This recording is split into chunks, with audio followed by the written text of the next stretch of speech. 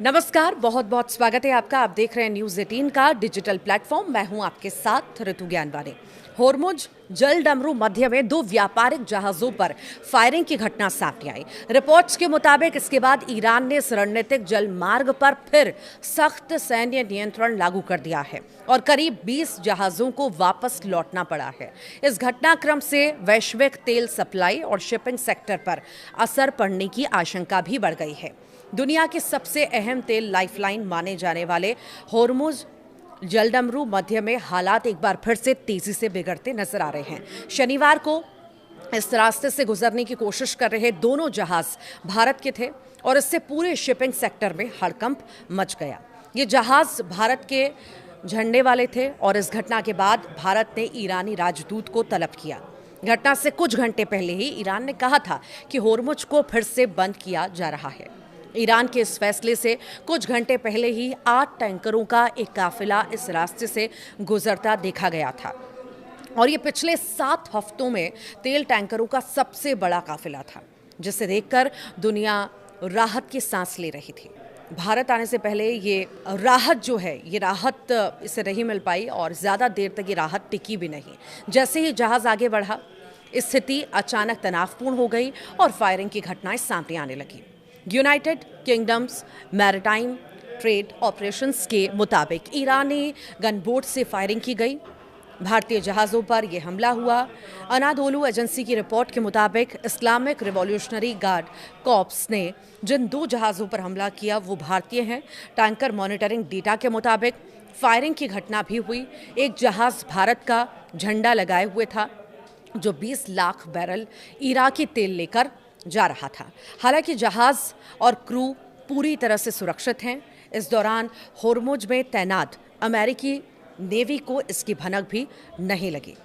Iran ने आखिर क्यों बंद किया है होर्मुज, ये भी आप जान लीजिए। तो देखिए, ईरान ने अमेरिका पर गंभीर आरोप लगाए हैं। कहा है कि उसने ईरानी बंदरगाहों के आसपास नाकेबंदी जारी रखी और समुद्री डकैती जैसे कदम उठाए हैं और इसी के जवाब में ये सख्ती बढ़ाई गई है।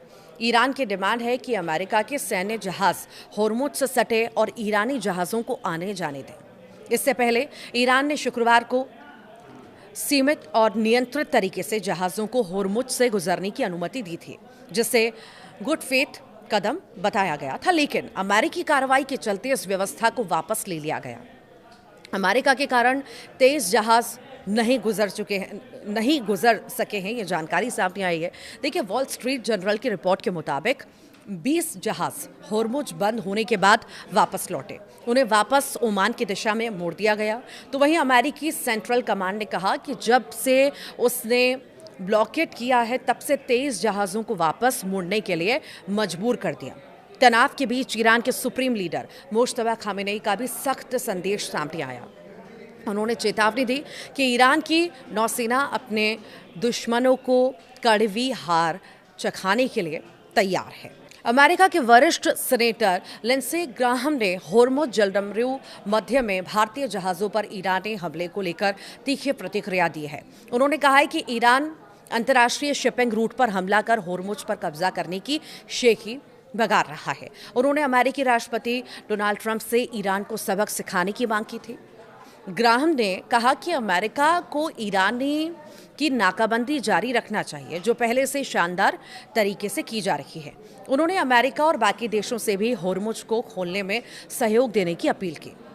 उन्होंने आगे कहा कि अमेरिका और बाकी देशों को ये साबित करना होगा कि वे ईरान के हस्तक्षेप के बिना भी जल डमरू मध्य को नियंत्रित करने की क्षमता रखते हैं। मैं राष्ट्रपति ट्रंप से आग्रह करता हूं कि वे नाकेबंदी जारी रखें, जिसे बेहद शानदार ढंग से अंजाम दिया गया है और जिससे ईरान पर अधिकतम दबाव भी बन रहा है। ये बिल्कुल स्पष्ट है कि 47 सालों के बाद ईरानी शासन की तरफ से किए गए वादों की कोई कीमत नहीं है। कदम न डगमगाएं, अपने संकल्प पर अडिग रहें। दरअसल ईरान के रिवॉल्यूशनरी गार्ड द्वारा होर्मुज जलडमरू मध्य में की गई गोलीबारी की वजह से भारतीय ध्वज लगे 2 मालवाहक जहाज़ों के मार्ग बदलने के लिए मजबूर होने की घटना को लेकर भारत ने नई दिल्ली में तैनाती ईरानी राजदूत मोहम्मद फतह अली को शनिवार को तलब किया और घटना को लेकर कड़ा विरोध जताया। विदेश मंत्रालय ने बताया कि विदेश सचिव विक्रम मिस्री ने राजदूत को 2 जहाज़ों से जुड़ी गोलीबारी की घटना पर भारत की गहरी चिंता से अवगत कराया। बयान के मुताबिक विदेश सचिव ने रेखांकित किया कि भारत वाणिज्यिक जहाज़ों और नाविकों की सुरक्षा को अति महत्व देता है और याद दिलाया कि ईरान ने पहले भारत आने वाले कई जहाज़ों के सुरक्षित मार्ग को सुगम बनाया था। विदेश मंत्रालय ने कहा कि वाणिज्यिक जहाज़ों पर गोलीबारी की इस गंभीर घटना पर अपनी चिंता दोहराते हुए विदेश सचिव ने राजदूत से आग्रह किया कि वो ईरानी प्राधिकारियों को भारत के दृष्टिकोण से अवगत कराएं और जलडमरू मध्य से भारत आने वाले जहाज़ों के आवागमन को सुगम बनाने की प्रक्रिया को जल्द से जल्द फिर से शुरू करें। अब देखना होगा इसमें क्या नया मोड़ आता है। जिस तरह से जहाज़ों पर हमला होता है, जहाज़ रुक जाते हैं, हालांकि क्रू मेंबर्स सब सुरक्षित हैं, पर अब आगे क्या स्थिति होती है, क्योंकि सोमवार को खास बैठक भी होने जा रही है इस्लामाबाद पे। अगर इस बैठक में कुछ अगर निर्णय होता है, क्योंकि स्थितियां इतनी तनावपूर्ण है कि ऐसा होता नजर नहीं आ रहा है, पर फिर भी देखना होगा कल की बैठक पर सबकी नजरें हैं कि क्या वाकई ये बैठक होती है, अमेरिका और ईरान के बीच बातचीत बन पाती है, बात बन पाती है तो सब कुछ सामान्य बहुत जल्द होगा। पर अगर बात नहीं बनेगी तो ये मान लीजिए कि तनाव और ज़्यादा बढ़ेगा।